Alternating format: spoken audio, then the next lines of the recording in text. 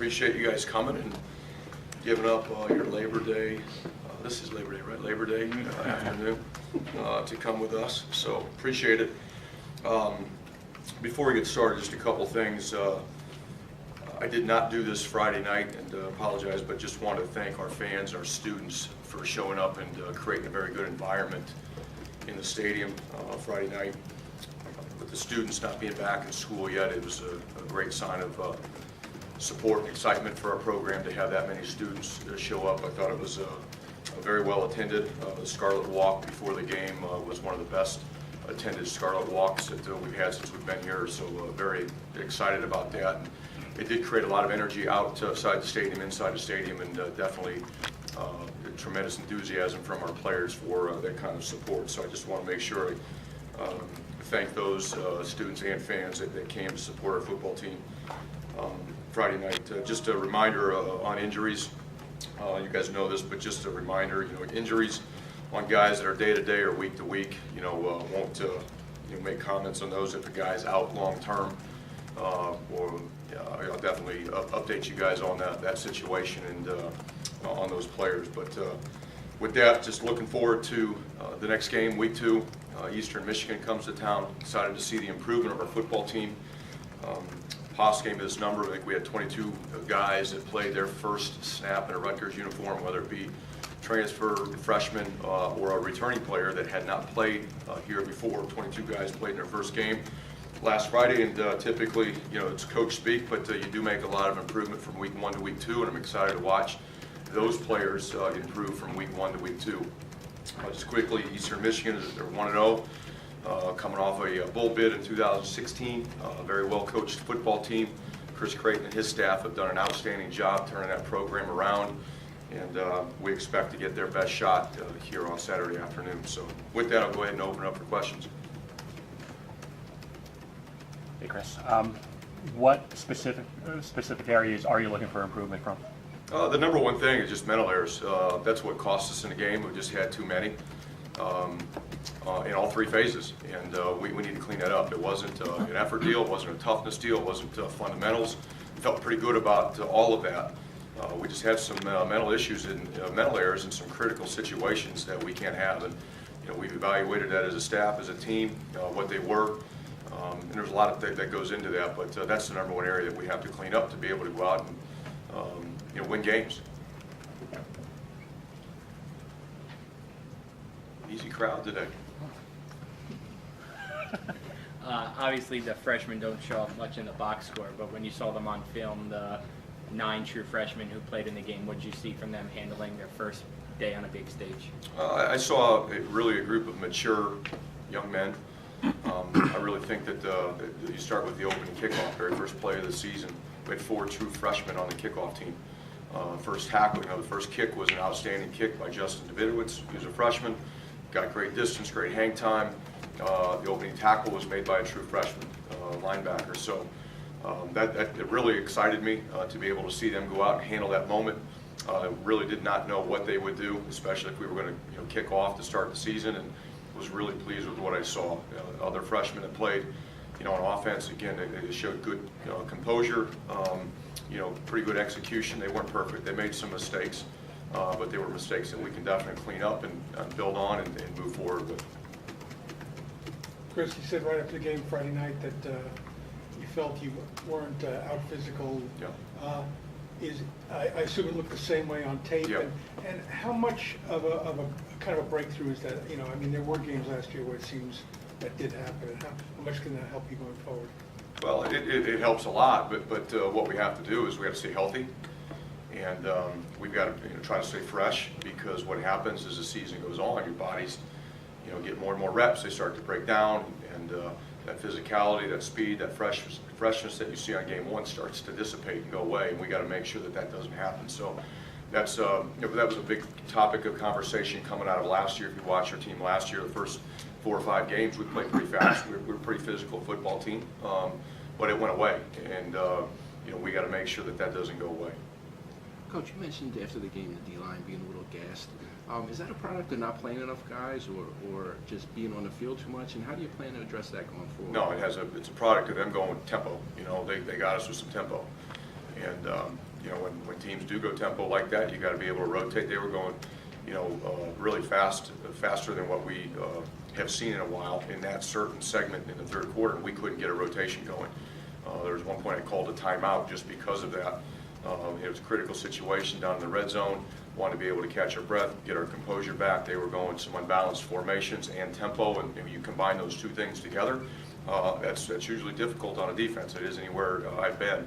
And those two things got us on our heels a little bit, and we had a bad stretch in the third quarter, worst stretch of the game, and it was because of those two things. And when they're going fast like that, if the ball's not getting out of bounds, it's tough to get, you know, a substitution rotation going, and that's what happened to us in that stretch.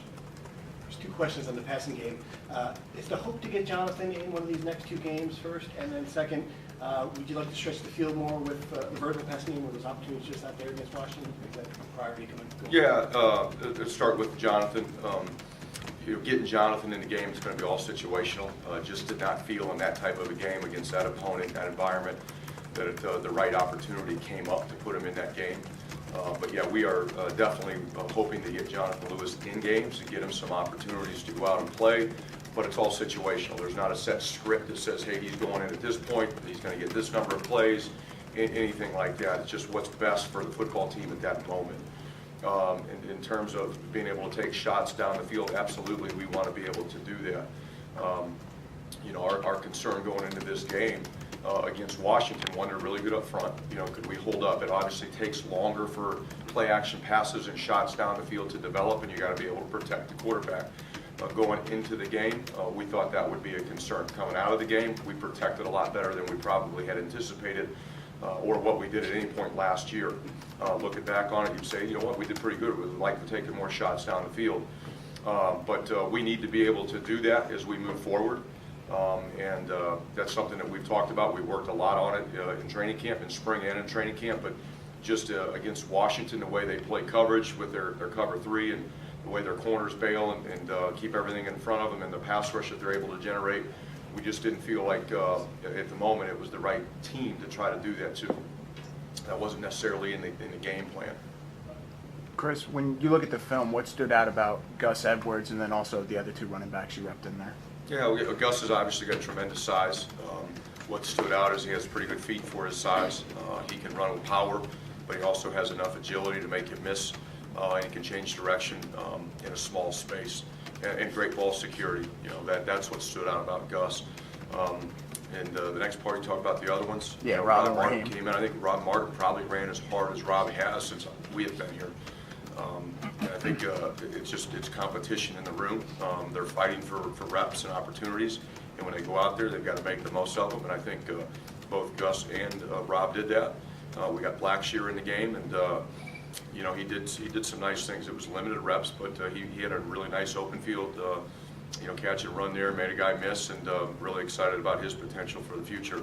Did not get Josh Hicks in the game at running back, but Josh is another guy that we feel good about, that if he goes in, you know, he'll have a chance to make plays. But you look at that position group right now today, with the addition of Gus, in my opinion, the improved Rob Martin, and adding Blackshear in there, and then you got Josh Hicks. We got a pretty good group in there. And it's going to be competition for reps. They're going to have to show up every day and practice and study and focus and fight for every opportunity to get out there. That's what you want. You wish you had that at every position. You know, we don't have that yet, but that's one position we do. When you look at Eastern Michigan, when you saw the film against Charlotte, can you tell that they're an experienced team, experienced quarterback, experienced defensive line? Obviously spent a lot more time watching their offense. They go really fast. Quarterback's a very good player. Plays with a lot of poise and composure, understands their offense, executes it exceptionally well. Got a lot of respect for what they've done. You know, I know Chris Creighton personally. He's a really good coach. He's done a great job with that program. But it starts with the quarterback. You know, you're not going to win games without a really good quarterback play, and they got that last year. And in the first game, you know, he's building off of what they did last year. So it's going to be a tremendous challenge for us because, again, they are a bull team. That they've got a lot of confidence right now. They do have enough experience back in the right spots that you know, they can be a dangerous football team. Chris, will Jay Harris be back for this game? And Yes. He back in practice and all that? Yep. And what is he, obviously you're playing a lot of wide receivers, what does he have to do to get in that mix? Just like any of the other ones, he's got to go out and practice. You know, he's got to show up with a good attitude, give that good effort, show us that he knows what he's doing, and he can go out and execute consistently. Just no different than any other position.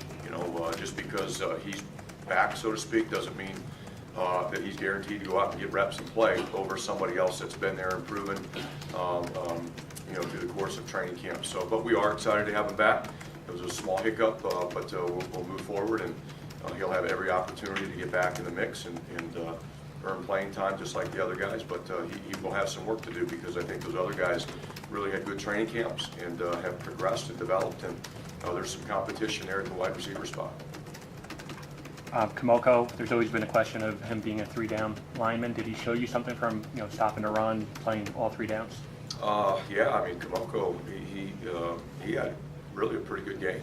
He had one mental error that cost us down in the red zone, but outside of that, he showed tremendous effort. I mean, we every Sunday after a game, we go through and show the team some effort plays from all 3 phases, and we could have showed 4 or 5 of him alone, with tremendous effort. So I'm really pleased with what Kamoko did, from really the first time playing, first, second, and third down. He rushed the passer, obviously. He did a good job in the run. His effort was outstanding. So I'm fired up about what he can continue to do and how he can improve, and the impact that he can make on our football team if he keeps doing that.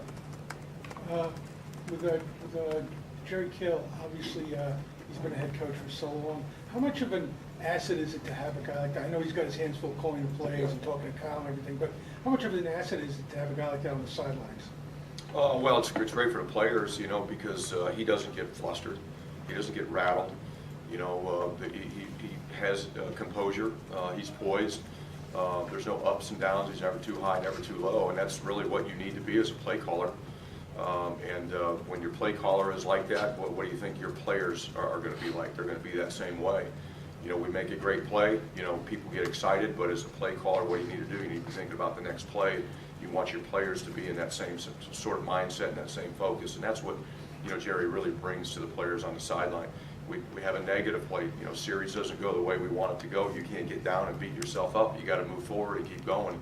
And that's what Jerry brings for our offense and for our offensive staff and our players, is that calmness, that poise, that ability just to move forward and stay focused in the moment, not worry about what happened in the play before or the series before.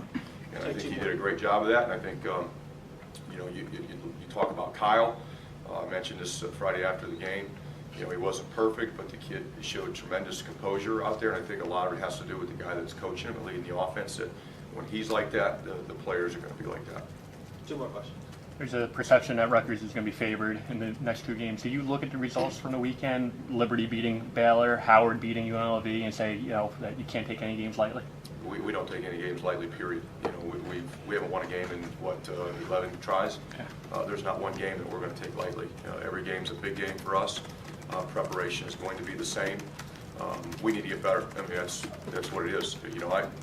Whatever happened with other teams around the country, I see it. I like to look at scores, but every situation's different. Every week's different.